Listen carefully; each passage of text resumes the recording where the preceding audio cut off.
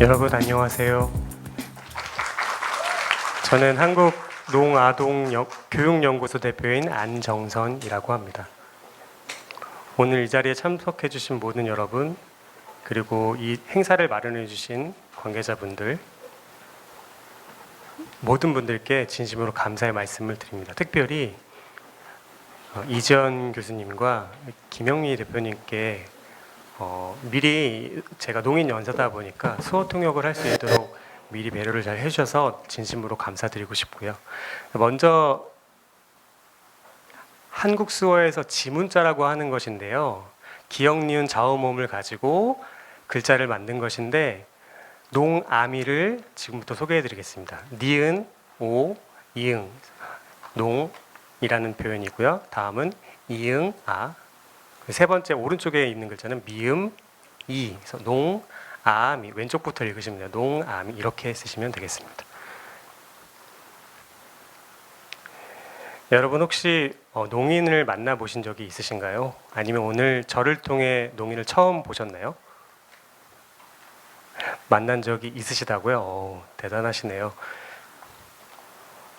방금 소개해드린 바와 같이 제 한국어 이름은 안정선이라고 사용하고요. 수어 이름을 따로 사용하는데요. 땅콩 여자라는 이름을 사용합니다. 그림처럼요. 땅콩이라는 수어가 이렇게 사용하고요. 땅콩 껍질을 까는 모양이에요. 그다음에 여성, 새끼손가락으로 표현합니다. 그것을 합쳐서 땅콩 수어 이름은 제가 이렇게 불립니다. 보시는 것처럼 키가 좀 아담하고 귀여운 덕분에 친구들이 붙여준 이름이기도 합니다.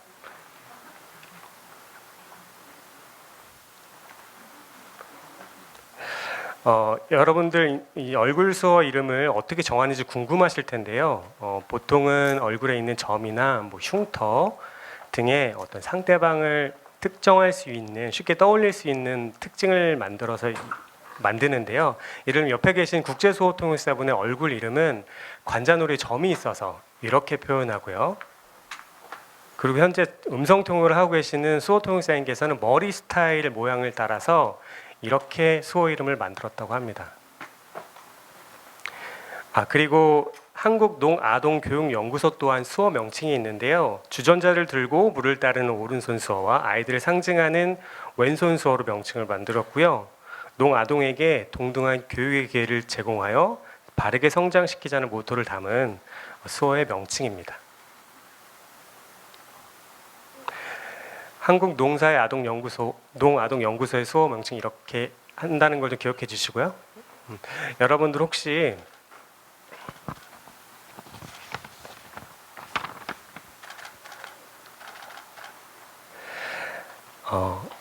농인과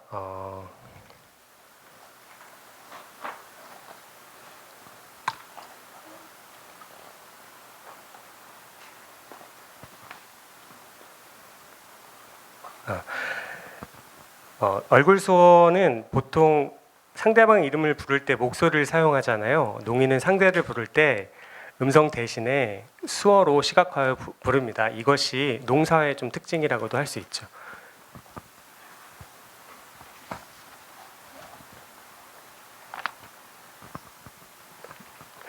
먼저 오늘 저를 통해서 간접적으로나마 농사를 경험하신 것을 진심으로 환영하고 축하드리고 싶네요. 이제 제목처럼 농인이 음악을 듣고 즐긴다, 좀 제목부터 의아하실 분들이 많을 텐데요.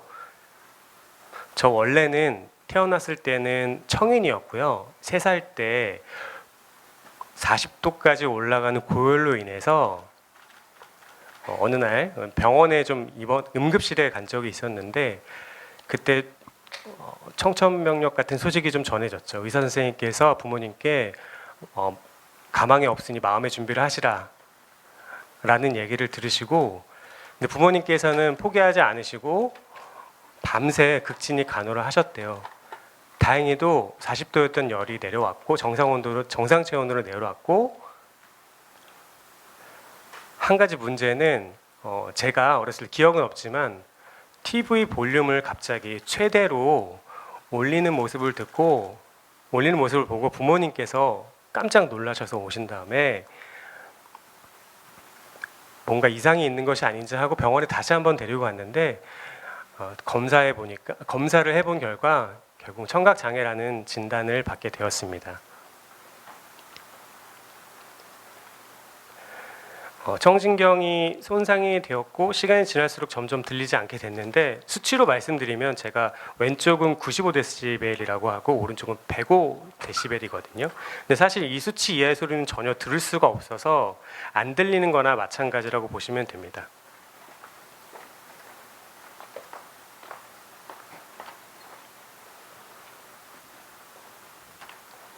제가 음악을 좋아했던 건 어려서부터였어요. 가족들도 제가 청각장애가 있긴 했지만 우리 일반인처럼 자라길 원하셨기 때문에 음악을 틀어줄 때도 일부러 볼륨을 최대한 크게 들려주고, 오빠는 또 옆에서 노래 가사를 짚어주고 했던 기억이 납니다. 그런데 여러분도 의아하시다시피 농인이 어떻게 음악을 즐길까 하는 궁금증이 있으시죠? 농인은 보통 눈으로 노래를 즐깁니다.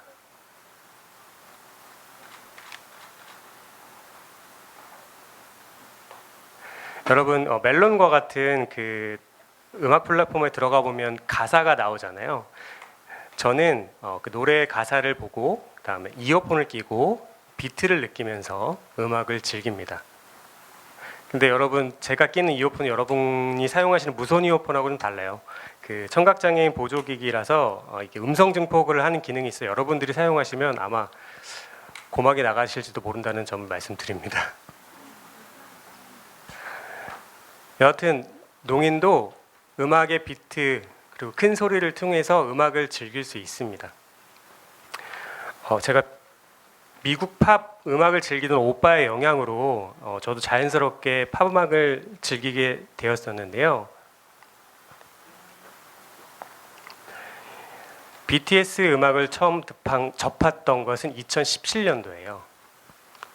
여러분도 아시다시피 그 5월에 빌보드 뮤직 어워드에서 한국 가수 최초의 톱 소셜 아티스트 상을 수상했다는 소식을 뉴스로 접한 게 BTS 입덕의 시작이었습니다.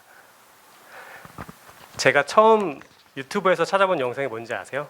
쩔어인데요. 제목 중에 3포 세대, 5포 세대, 그럼 나 6포가 좋으니까 6포 세대 이라는 RM의 랩을 듣고 정말 열광했고 신선한 충격으로 다가왔습니다. 그리고 수어 명칭 중에 그 BTS 수어 명칭 알고 싶으시잖아요. 이 포즈를 사용하는데 여러분 잘 아시죠? BTS가 첫 무대에서 첫 인사를 할 때 사용하는 시그니처 포즈, 그걸 그대로 수어 명칭으로 이렇게 정해졌으니까 여러분 잘 기억하시기 바랍니다.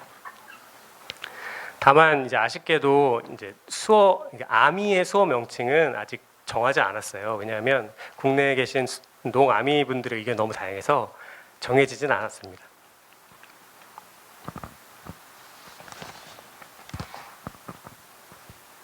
여러분, 청각장애인과 농인이라는 두 단어는 과연 같은 의미일까요? 다른 의미일까요? 청각장애의 경우는 듣지 못한다라고 하는 어떤 청각 기능 손실이라는 측면의 병리학적 관점이고요.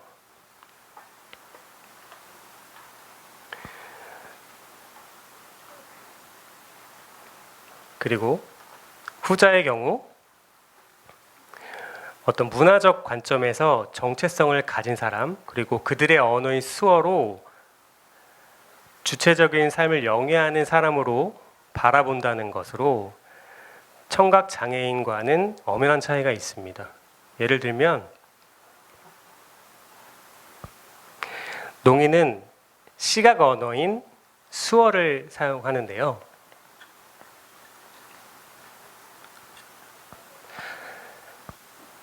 여러분들을 특정할 때 우리는 뭐 일반인이라든지 정상인이라든지 혹은 뭐 말을 할 수 있는 사람으로 분류잖아요. 우리 농사에서는 여러분들을 규정할 때 농인이 아닌 반대의 개념으로 청인이라고 규정을 한다는 차이가 좀 있습니다. 그렇다면 청각장애인은 어떠할까요? 청각장애의 범위는 매우 복잡하고 다양합니다. 청력 상실의 어떤 시기나 원인, 뭐 연령대들도 다양하고, 그 다음에 경증이나 중증 등 장애 정도도 너무 다양하고요. 보통은 우리가 아는 청각장애란 영악이나 청소년기, 그리고 또 성인 이후의 난청이 대표적이죠. 이만큼 청각장애인을 정의하려면 여러 가지 의미들이 필요한 것 같습니다. 물론 청각장애 혹은 난청을 치료하기 위해서 여러분도 아시는 것처럼 보청기와 같은 보조기기에 도움을 받을 수 있는데, 인공호흡 수술을 고려하거나.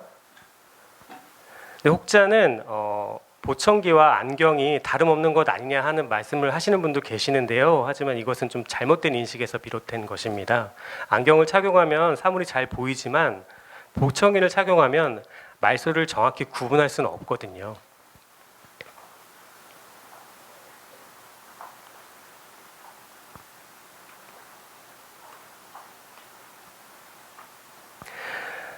이 말은 무슨 말이냐면 농인을 바라보는 우리 사회 시선이 훈련을 잘 받아서 말을 잘 해야만 마치 장애를 이겨낸 훌륭하고 똑똑한 사람으로 인식된다는 것이 좀 아쉽습니다. 다음으로 얘기해 드릴 것은 오티즘이라는 단어인데요. 이 이론은 1975년에 톰 험프리스라는 농인학자가 제시한 단어입니다. 수어로는 귀를 막다 이렇게 쓰는데요. 말 그대로 소리에 의한 차별을 뜻합니다. 인종차별주의 등의 억압과 차별의 개념으로부터 어떤 농인에게 가해지는 음성적이며 청력적인 억압에 관한 용어를 생성할 필요를 느껴서 만들어진 용어입니다. 여러분, 우리가 사는 이 세상은 모든 것이 소리를 중심으로 흘러가는데요. 아마도 여러분들은 소리가 없다는 상상을 할 수 없겠죠. 그렇죠? 근데 농인은 어떨까요? 놀랍게도 농인은 소리와 상관없이 그들만의 공동체를 이루고 있습니다. 왜냐하면 수어라는 언어로 의사소통이 가능하기 때문이죠. 저도 사실 보청기의 도움을 받긴 합니다. 그런데 제가 보청기를 사용하는 건 언제냐면 가족을 만나거나 뭐 좋아하는 영화를 보거나 음악을 듣기 위한 그야말로 보조수단에 불과하죠. 한 가지 좀 재밌는 얘기를 드리면, 이제 농인이 아닌 구아인의 경우에 제가 재밌는 얘기를 들었는데, 구아인 분들은 어려서부터 보청기를 착용하는 것이 익숙해져 있어서 보청기를 너무 의지하다 보니까 보청기를 빼면 마치 이 말은 조금 좀 말씀드려도 될지 모르겠는데 마약을 끊은 것 같은 느낌이 든다라고 할 정도로 보청기 의존도가 크신 분들이 또 구아인입니다.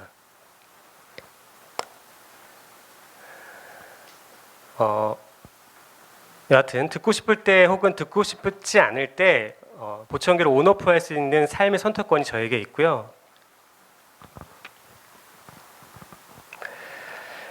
우리가 소리가 중심이 되고 소리 없이 살 수 없다는 잘못된 인식이 생기는 건 아마도 전문가 집단에 의해서 기인한 것이라 말씀드리고 싶습니다.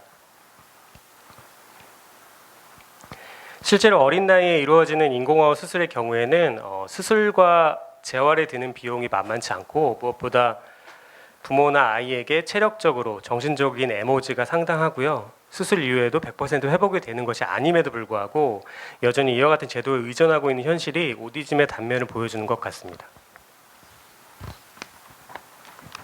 이렇듯 오티즘이라는 것은 성인의 보호라는 미명 아래 학교나 혹은 직장에서 농인의 자유를 소리로 인해 억압하고 차별해 왔으며, 이러한 오티즘에 길들여진 농인 일부는 주변으로부터 종종 사회성이 부족하다는 말을 듣거나 소극적이라는 오해를 받기도 합니다. 심지어 취업에 있어서도 불이익을 받는 경우를 봤습니다.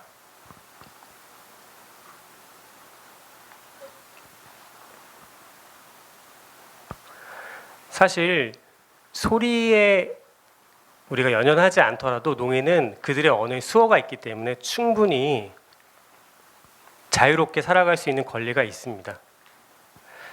저도 10여 년 전 미국으로 유학을 다녀왔었는데요. 그때 경험한 미국 사회는 어떤 음성언어에 매몰되지 않는 모습을 보면서 제가 한국에 돌아와서 한국 농아동 교육 연구소를 설립하고 아이들을 위해 올해부터 본격적으로 활동하기 시작했습니다.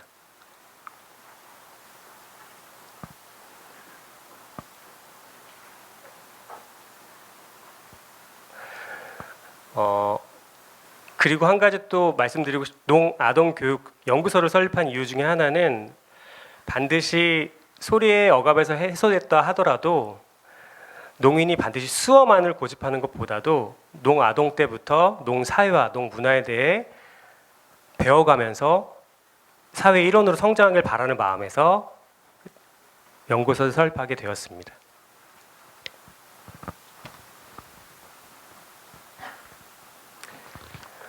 다음은 미국과 한국의 수어통역 서비스에 대해서 좀 비교를 해보고 싶은데요. 제가 BTS를 본격 입문한 게 2018년도 첫 콘서트였어요. 2018년에 참여한 첫 콘서트였고 아무래도 제가 아미 활동이 좀 처음이다 보니까 혼자서 관람을 했고요.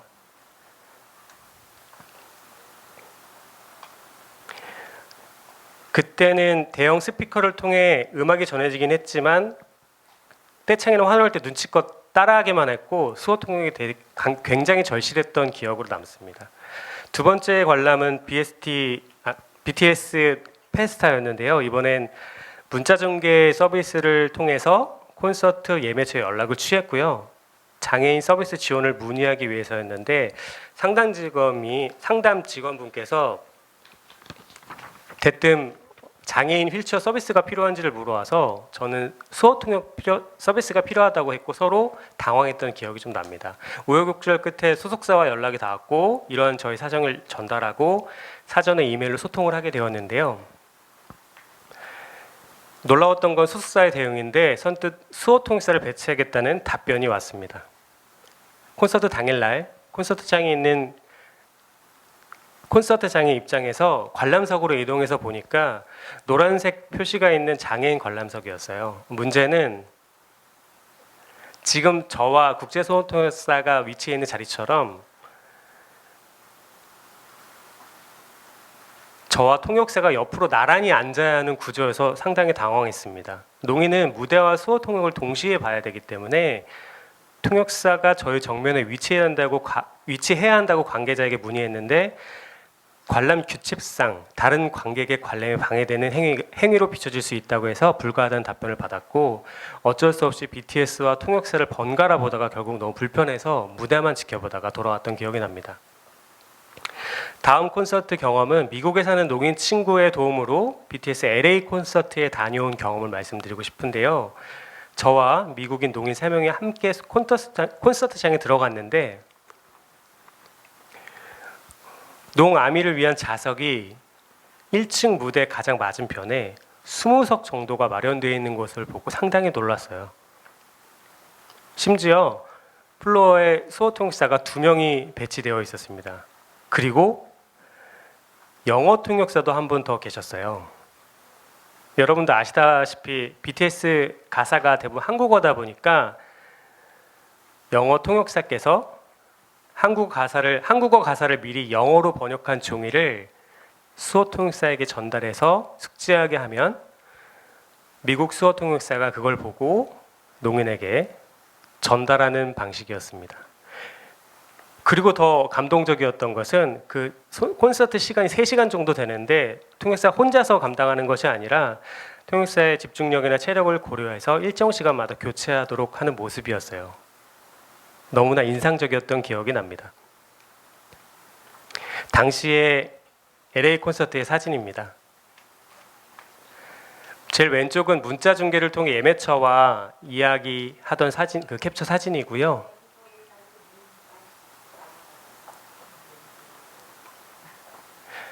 옆에 계신 안경 쓰신 분은 미국 수어 통역사세요. 네.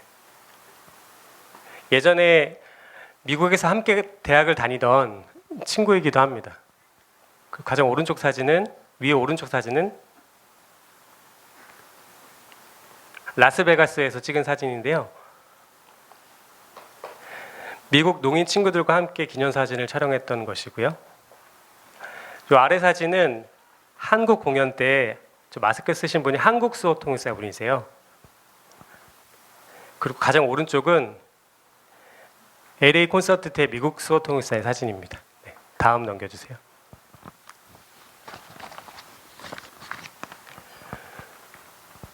제가 미국을 다녀와서 느낀 것은 한국 공연에도 이렇게 적용할 수 있지 않을까에 대한 의문이었어요. 2019년 콘서트 때 당시 LA 콘서트 상황을 전하면서 한국에 열리는 콘서트에도 수호통역사 2인 플로어 배치를 좀 요구하는 서신을 소속사에 보냈습니다.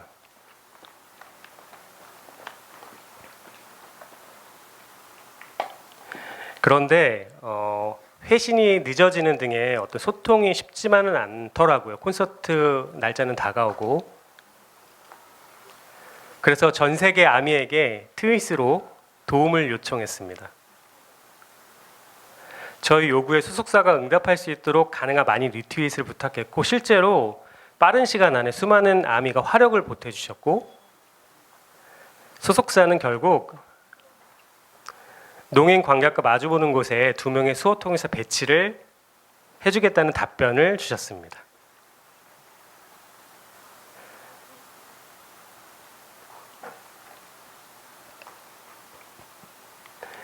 그때 정말로 아미의 영향력을 감탄했던 순간이었습니다.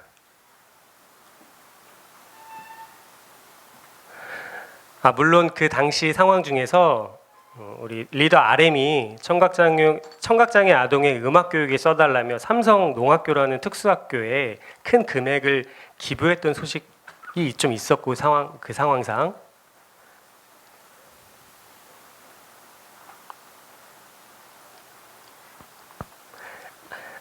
특수학교에 큰 금액을 기부했던 상황과 맞물려서 그러한 통역사 배치가 이루어진 것 같다는 생각이 듭니다.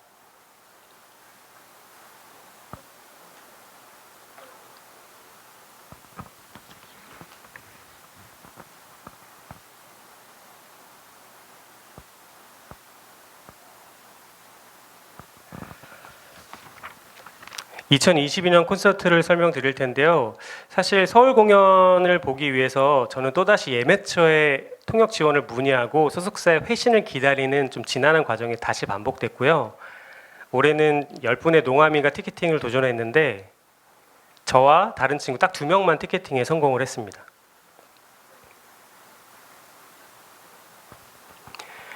그런데 사실 콘서트의 장애인 편의 지원이란 것이 휠체어를 탄 장애인 중심으로 제공되다 보니까 티켓팅이 성공해도 안내받는 관람석이 장애인석 혹은 플로어의 보조석 정도인데 굳이 일반 예매와 동시에 티켓팅을 해야 하나라는 의문이 좀 들었습니다.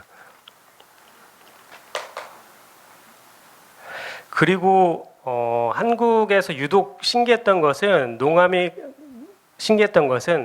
수호통역사에 상당한 관심이 집중되는 부분인데요. 예를 들면 한국에서 농아미 콘서트 접근성을 다룬 언론 기사의 제목이 대부분 청각장애인 팬을 위한 수호통역사의 노고라는 정도의 제목으로 실렸더라고요. 영어나 독일어, 일본어, 동시통역사보다 수호통역사가 관심받는 이유가 도대체 무엇일까요?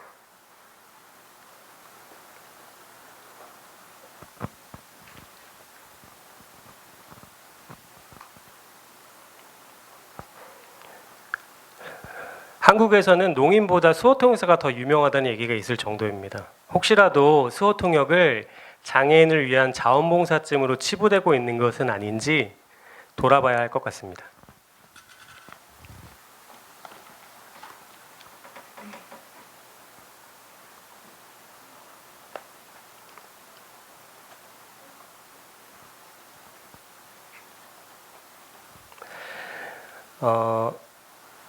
우리 퍼미션 투 댄스가 발표되고 나서 퍼미션 투 댄스 노래가 발표되기 전에는 사실 한국의 국내에 농아미를 발견하기 쉽지 않았는데 이 노래가 발표된 이후로 국내 농아미들이 그 존재를 많이 드러내기 시작했어요. 그 이유는 여러분도 잘 아시겠죠?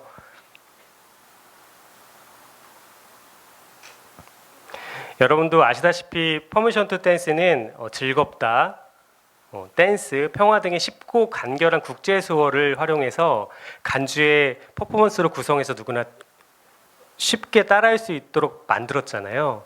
보통의 노래는 청인들에 의해서 뭐 노래나 혹은 연기에서 활용될 때 의미에 맞지 않는 수어로 어설프게 소비되는 경향이 많은데 BTS 퍼포먼스는 국제 수어를 정확하게 포함함으로써 모두가 즐기는 수어 댄스곡이 되었습니다. 정말 신의 한 수였고 글로벌 슈퍼그룹다운 탁월한 안목에 감탄하지 않을 수 없었습니다.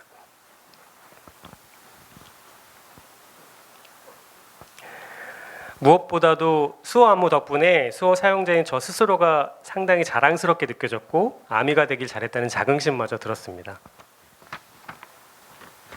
그리고 퍼미션 투 댄스 전과 이후로 무비가 공개된 이후에 숨어있던 농아미들이 많이 존재를 드러냈고 특히나 아시안 나라인 싱가포르, 일본, 인도, 스페인, 미국 등 농아미와의 교류도 확대하고 있습니다.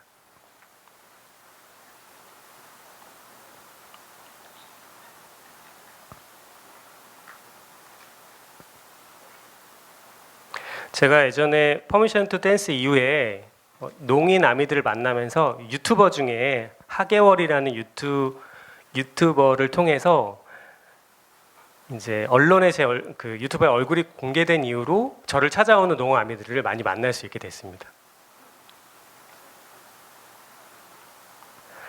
그리고 재밌었던 일은 농아미들을 많이 만나고 난 뒤에 친목 모임을 많이 가졌는데요. 저 개인적으로 아미로 처음 입덕했을 당시에는 뭐 포토카드 교환이라던가 방탄 멤버 생일 축하하는 카페 모임도 참석하고 싶었는데 불가능했었거든요. 근데 지금은 농아미와 함께 카페에서 모이고 원하던 포토카드도 교환하게 되었습니다.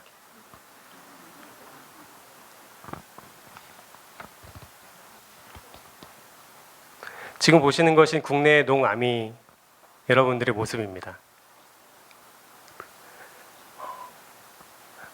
저 장소는 혹시 어딘지 아시나요? 하이브 건물에서 찍은 거예요. 아까 말씀드린 유튜버 오른쪽 분이 하계월이라는 농인 유튜버신데요. 인터뷰하는 모습을 캡처했습니다.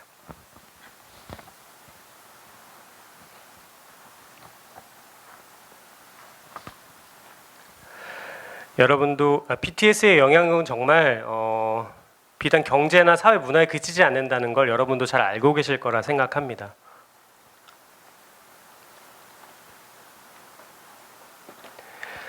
그 영향력의 결과물이란 콘서트 현장에서의 수어 통역 배치를 이끌어냈고 아미의 영향력이 대단하다는 걸 체험했고 숨어있던 농아미의 존재가 드러났고요. 그리고 미국의 장애인법이 한국과는 다르다는 점도 알게 되었습니다.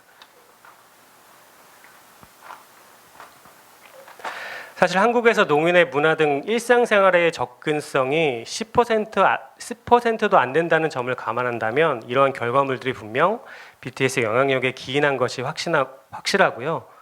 타 공연계에도 이와 같은 긍정적인 영향이 있을 것으로 기대합니다.